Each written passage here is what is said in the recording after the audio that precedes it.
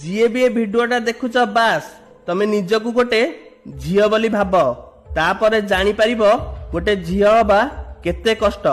ତମେ ଏକା କୋଉ ଜାଗାକୁ ଯାଇପାରିବ ନାହିଁ, କାହିଁକି ନା ତମ ମନରେ ଡର ଅଛି କେହି ନା କେହି ତମକୁ ବଳାତ୍କାର କରିନବ।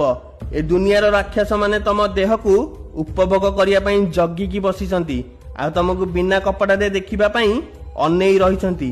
ଆଉ ତମକୁ ଡର ଅଛି ମାସର ସେଇ 7 ଦିନକୁ, ଯୋଉ 7 ଦିନରେ ତମେ ତମର ସବୁ ପ୍ଲାନକୁ କ୍ୟାନସଲ ମଧ୍ୟ କରିଦିଅ।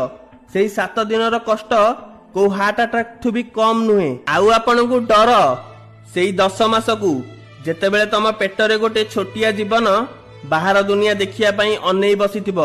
ଆଉ ଆପଣ ମାନେ ଜାଣିଥିବେ ତ ଗୋଟେ ଛୁଆ ଜନ୍ମ ହେଲା ବେଳେ ଗୋଟେ ଝିଅ କେତେ କଷ୍ଟ ସହିଥାଏ। ତାପରେ ଡର ପୁଅ ହବ ନା ଝିଅ ହବ। ଯଦି ପୁଅ ହେଲା ତ ଠିକ ଅଛି, ଆଉ ଯଦି ଝିଅ ହେଲା ତାହେଲେ ଦୁନିଆର ନିନ୍ଦା ଆଉ ଅପମାନକୁ ସହିବାକୁ ପଡିବ। ଏତେ କଷ୍ଟ ସହିଲା ପରେ ବି ଗୋଟେ ନାରୀ ଏ ଦୁନିଆରେ ମୁଣ୍ଡ ଟେକି ବାଟ ଚାଲିଥାଏ। ସେଥିପାଇଁ ତ କଥାରେ ଅଛି ନାରୀ ହବାଟା ବି ଏତେ ସହଜ କଥା ନୁହଁ। ଯଦି ମୋ କଥା ଠିକ ତ ଭିଡିଓଟିକୁ ସେୟାର କରିବାକୁ ଜମାରୁ ଭୁଲିବେନି।